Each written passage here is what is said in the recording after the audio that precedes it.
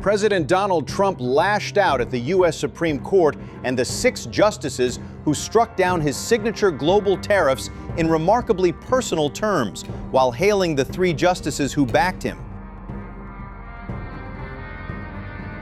Those members of the Supreme Court who voted against our very acceptable and proper method of tariffs should be ashamed of themselves, Trump said in a statement on social media Friday evening.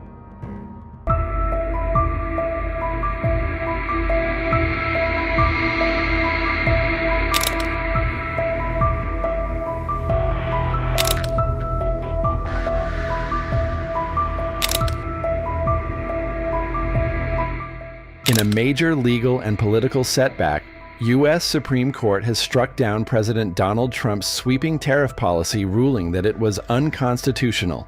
The decision targets one of the cornerstone pillars of Trump's economic agenda, his aggressive use of tariffs on global imports.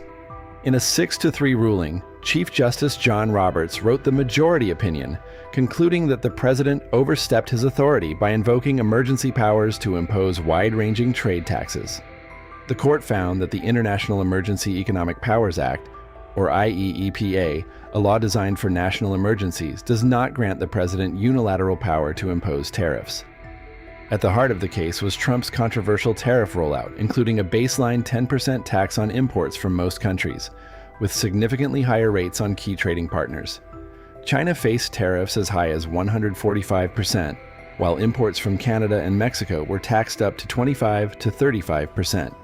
Trump justified these measures by declaring a national emergency, citing trade deficits and the fentanyl crisis.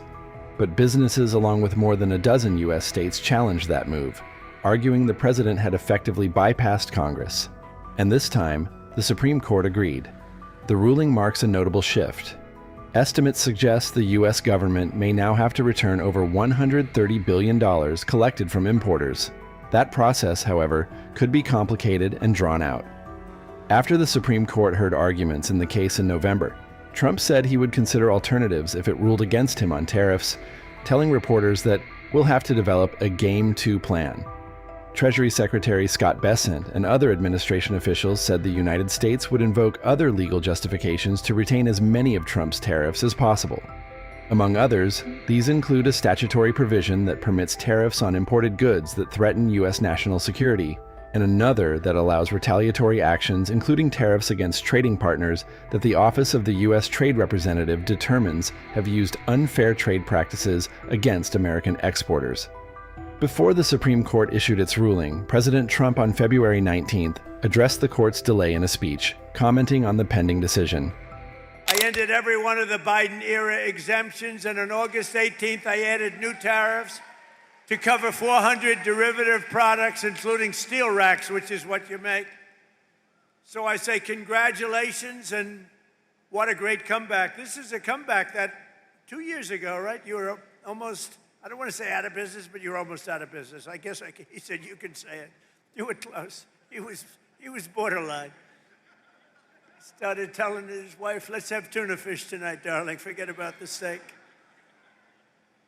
But stories like this companies are right now playing out in cities all around the country, towns, villages, all over the country. And to think I have to be in the United States Supreme Court for many, many months waiting for a decision on tariffs.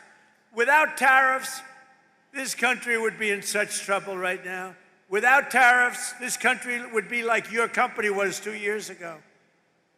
What a difference it made. And you know who brought the cases against us? People that are China-oriented, people that have business in China that want to rip us off and keep ripping us off, and the tariffs had stopped us. And not only China, other countries too. People from other countries like Canada and others, they sue us. Canada has ripped us off for years. Not anymore, they're not. And I'm waiting for a decision from the Supreme Court. Can you imagine? We have to wait. I mean, I just heard the story today, and I've told it 1,000 times. I don't think I've ever heard it any better. I even took him back to the fake news where he related the story, that he was in serious trouble. There was no business. There was no business anywhere How was this place 2 or 3 years ago? It was not just here, the whole area. It was a disaster. And now it's vibrant. And we have to justify this because people come from other countries because they ripped us off for 50 years. And now we're doing the same thing to them. And we're being very modest about it, right, Howard? We're being very modest about it. We could go a lot further if I want to. Because what they've done to us, other countries, what they've done, they almost put us out of business. And I'll tell you, if I didn't win this election, and if you had a moron like Kamala or a moron like Sleepy Joe Biden, if you had these people back, our country would have been finished. We wouldn't have had a country. So just yesterday, I was visited by the CEO of the drug company, Novartis, and his name is Baz, first name, great guy. And he came into the White House to see our great chief of staff, who happens to be with us. Where's Susie? Susie's with us someplace. She is great. First female chief of staff and the best chief of staff. And she wanted to bring him in. It's a big, very big company, all based outside of this country. And she wanted to bring him in, so I said, come on. So I said, hello, how are you doing? How's it going? Sir, I'm building 11 plants in the United States. I said, that's a lot. How many do you have? None. But we're moving almost all our business into the United States. And I said, why are you doing that? Tariffs. Tariffs! Can you believe it? He said, tariffs. And I got to be before a court. Can you believe it? This is like men playing in women's sports, transgender for everybody. I have a new one to add, voter ID. The Democrats don't want to give us voter ID because they want to cheat. The only way they can cheat is if they, look, we can stop them so easy. You know what they say? We don't want voter ID because it's racist. Okay? That's a good one. It's racist, no. I'll tell you what, when they look at the polls, 95% of the people want voter ID. Then you have proof of citizenship. So we want voter ID. We want proof of citizenship. For you to vote, let's prove that you're an American. So please, proof of citizenship. They're fighting that. They're fighting that. And then we don't want to have mail-in ballots where they're mailed in from all parts of the place. Mail-in ballots are crooked as hell. We're the only country in the world that use this type of mail-in ballot, the only country in the world. I'll tell you what, Republicans have to win this one. We'll never lose a race. For 50 years, we won't lose a race. We want voter ID. We want proof of citizenship. And we don't want mail-in ballots except for the military far away, except for people that are ill, disabled, or people that are away. Even for a vacation, we'll be generous, okay? Other than that, we don't want mail-in ballots because mail-in ballots, they cheat.